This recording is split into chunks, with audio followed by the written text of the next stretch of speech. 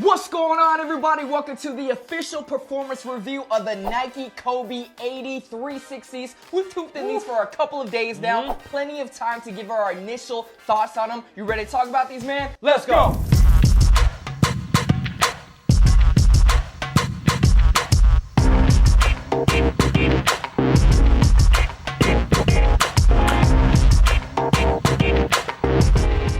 So a little bit of background information with the Kobe 80 series after death. They started this series after he retired, all right? And there are 3 sneakers in total, including these right here. You have the first ones that dropped, right? I have the first ones that debuted in 2016. So when I saw these, I'm pretty excited to try these on. And then you have the second ones. A lot of NBA players still wear those to this day. So I'm excited to see if these catch on in the NBA. For those, they were catered to more of a general playing style. With these, I'm not sure it's for everybody. Let's get right into the performance. So as far as performance goes, this is Nike's first shoe with a lot of crazy technology, such as the 360 Flyknit right here. You got the Lunar Lawn wrapped with the React foam. So what Flyknit 360 is, basically this whole Flyknit construction wraps around the entire sneaker. And then they basically slapped on the rubber at the bottom. And they were saying that's gonna give you more mobility and basically be an extension of your foot. And we also gotta talk about this removable insole right here. This is crazy. This is pretty much this is pretty much the shoe right here. Look at this. Dude, I'm weighing it right now. The actual React foam is heavier than the actual shoe itself. We gotta weigh this, man. This has gotta be like a couple ounces or something. Being how nimble it is and how light it is, doesn't it kind of remind you of like a Flyknit racer? That's a good point. These are like the basketball version of a Flyknit racer. So this is a React foam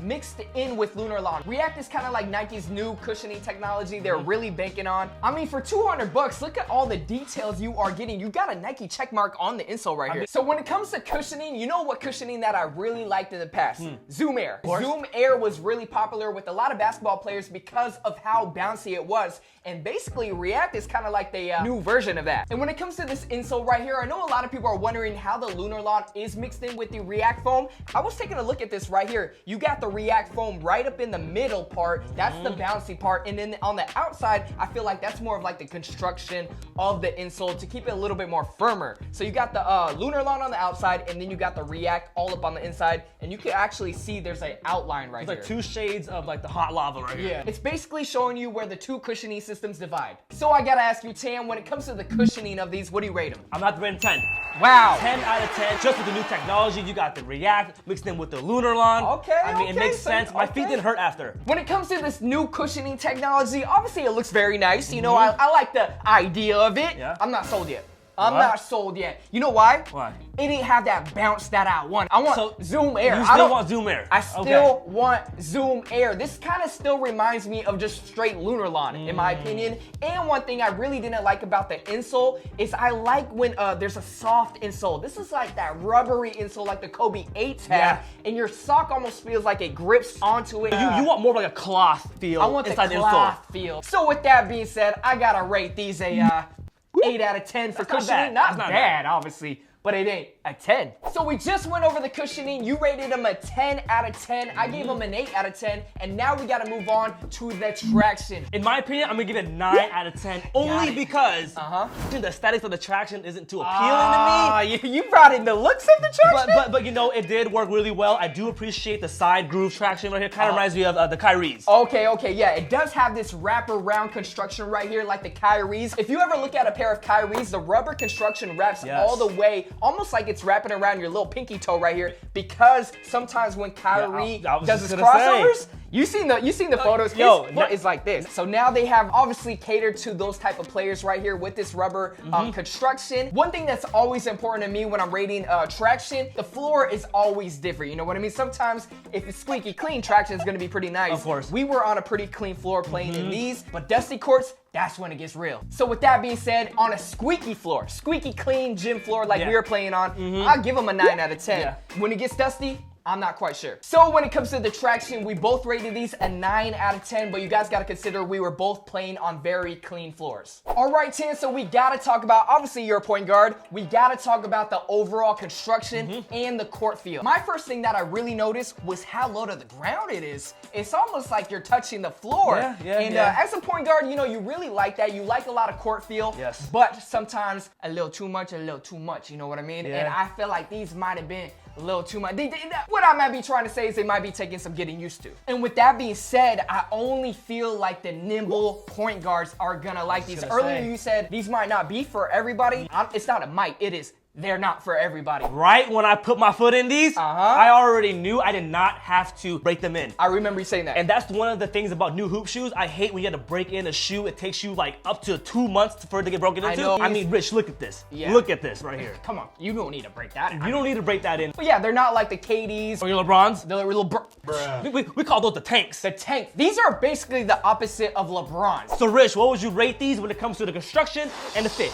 I gotta say, I mean, you know, we played in them for a couple of days. They did their thing in those couple of days, but I don't see these being a very long-term sneaker. I just feel like they're not really in it for the long run. Yeah, I mean, it is made out of Flyknit. I'm not sure how strong it's gotten since they started, you know, putting it on basketball shoes. And I could also see the Flyknit possibly loosening up after more and more wears. But overall, I gotta give the feel of them a 10 out of 10. They have a really nice feel on your foot. But as far as construction, durability goes, I might have to give them maybe a 6 out of 10. You can't even step foot in these outdoors. No. These are strictly indoor shoes. All right, so we just wrapped up the performance of these, man. We gotta go straight into the aesthetics of these. When they dropped and surfaced, first on DeMar DeRozan, the internet went bananas. Hey, let's just say, when we're talking about a new shoe, you don't talk about the performance aspect. Nah. You look at the aesthetics. That's what gets you the drawn photo. in. Yeah. I gotta say, these kind of remind me of a mix between the Kobe 8s and then the 11s. I see what you mean, because the 8s kind of have like that big swoosh. Yes. And the 11s was really low to the ground. Really low to the ground, but these are obviously a sleeker version. I'm kind of curious to see the response from people on these. I mean, they do take some getting used to. Overall, when it comes to it, aesthetically, I'm gonna have to rate it a 9 out of 10. That's pretty high. I want to see more colorways. I've seen some prototypes kind of surface the internet. Okay. And what about you, Rich? I'm not even waiting for more colorways. I really like this colorway right here. So don't sleep on this colorway because you never know with Nike, man. Sometimes they follow it up with really ugly colorways. I would say they nailed it out the park with these. And as far as their 9 out of 10 aesthetic rating, I would have to agree as well. All right, Tan, so overall for $200, we played in these for a couple of days now. Are you gonna say these are a cop or a drop for the hooper out there that is looking for a new basketball sneaker? You know, I'm definitely gonna say that these are a cop, even though they're $200, but you got to think about it. You're getting new technology. Yes. 360 Flyknit, and you're getting a shoe where you don't need to necessarily break it in. I mean, you take these straight out the box, go straight to the court, and you're pretty much good. All right, so for myself, man, I gotta say any other low top sneaker, it almost feels like they're trying to compete with this. They're trying to play catch up with this sneaker right here. I always look at like the Kobe AD series as like, you know, we're setting the standard. Steps ahead of all the other sneakers. And even though other low top sneakers might be cheaper, you're compromising, I feel like, in certain areas. But keep these in mind. I only recommend these if you do not consider yourself a heavy set player. If you're really like stomping on the ground, putting a lot of pressure on your knees, post move, these are not for you. More so for like the transitional players, a lot of fast breaks, a lot of cutting and jagging and whatnot. All right, so overall, we are gonna both say these are a cop, $200 price tag, obviously pretty hefty, but good bang for your buck. All right, guys, thank you for checking out that Nike Kobe 80 360 review. Let us know down in the comments below what you guys think of these. Have you guys hooped in them? What do you think about the $200 price tag? Are these even worth it? And that's pretty much it. And until next time, we're out. Peace.